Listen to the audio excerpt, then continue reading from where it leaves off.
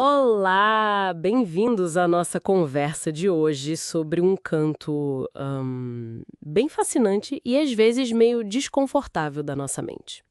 Vamos explorar juntos o conceito da sombra psicológica. A gente está se baseando bastante nas ideias da Connie Zweig e do Jeremiah Abrams, sabe? Da introdução do livro Ao Encontro da Sombra. A ideia aqui é tentar mapear essa parte meio escondida que parece todo mundo carrega. É tipo, será que a gente se conhece mesmo? Pensa naquela história clássica, né? Do Dr. Jekyll e o Mister Hyde. O que será que a gente esconde até de nós mesmos? Essa pergunta é chave, né? A sombra pessoal, como eles colocam, é basicamente tudo aquilo que a gente rejeita na gente mesmo. Pra quê? Pra ser aceito, pra ser amado, principalmente lá na infância. Ah, entendi. Tipo, a gente nasce com um potencial enorme. Exato, uma personalidade de 360 graus, como dizem. Mas rapidinho a gente aprende que certas coisas, sei lá, raiva, egoísmo, talvez até a nossa vulnerabilidade, não são bem vistas, né? Uhum. Aí, para se adaptar, a gente se agarra ao que é tido como bom, como certo. E o resto vai para baixo do tapete. Ou, usando a metáfora deles, para uma sacola invisível que a gente arrasta.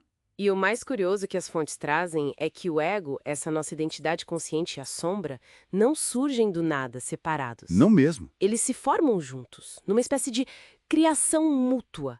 É como se ao escolher a luz, a gente definisse junto a sombra. Exatamente. É uma relação bem íntima desde o começo. A Liliane Freiron, que trabalhou com Jung, falava desse lado da sombra como um depósito, sabe? De desejos que a gente não viveu, emoções guardadas, potenciais esquecidos. Então, não é só o mal. Não só, é tudo que a gente acha que não combina com a imagem ideal que a gente tem da gente. E essa sacola, ela não fica parada, né? Definitivamente não. As fontes deixam isso bem claro. Ignorar a sombra não faz ela sumir.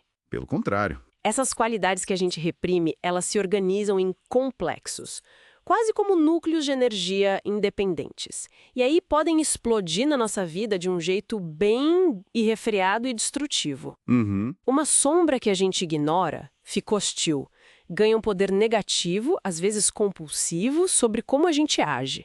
Reações exageradas, autossabotagem. Pode ser a sombra dando as caras, né? Totalmente. Mas aí vem a parte paradoxal, e talvez a mais crucial.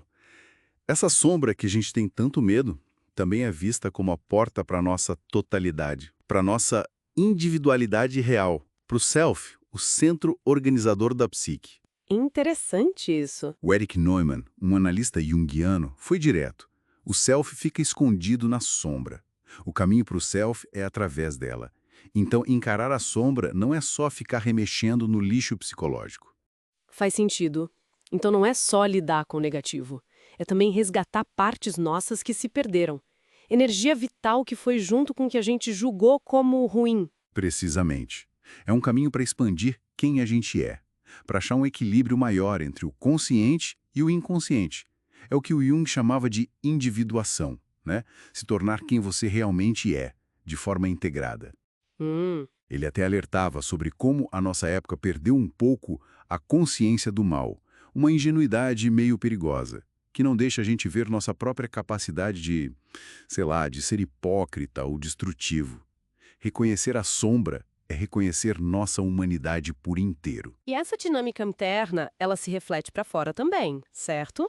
As fontes falam de uma sombra coletiva. Sim, sim. A ideia é que grupos, culturas, até países, têm suas sombras coletivas. São aspectos que a identidade daquele grupo rejeita. Tipo o quê?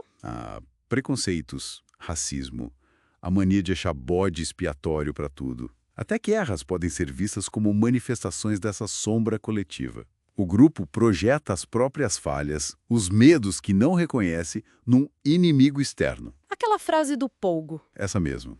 Encontramos o inimigo e ele somos nós.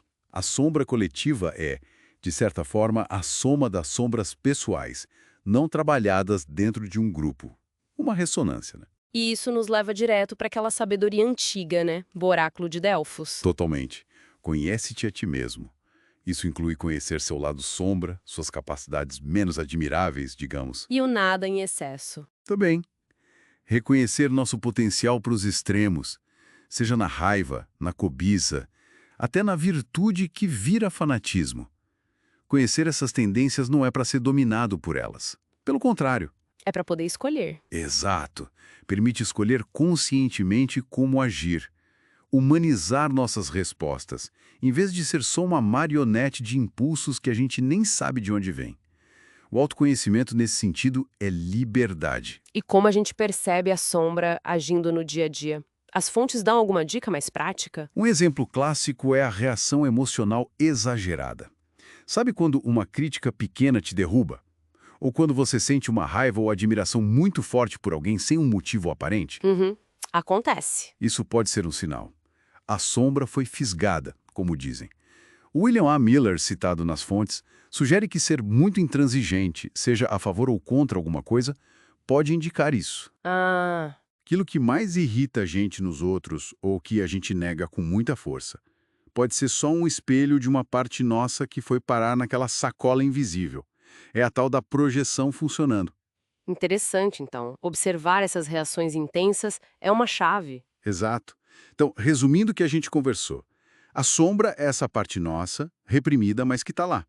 Ignorar só piora, torna destrutiva e faz a gente projetar nos outros. Certo. Agora, confrontar, integrar, é um caminho fundamental para o autoconhecimento, para a individuação, para um senso de self mais completo. Reconhecer isso melhora a nossa análise crítica da gente e do mundo e deixa a comunicação mais autêntica. Para a gente fechar nossa conversa, fica aqui uma provocação, baseada no que a gente viu. Pensa numa característica, num comportamento de outra pessoa que causa uma repulsa muito forte. Sem julgar, só observa a intensidade dessa reação. O que será que essa intensidade pode estar dizendo sobre o que tem dentro da sua própria sacola invisível? Como as fontes indicam, esse trabalho com a sombra não acaba, né? É uma jornada contínua. Um convite para a gente olhar para onde normalmente a gente desvia o olhar.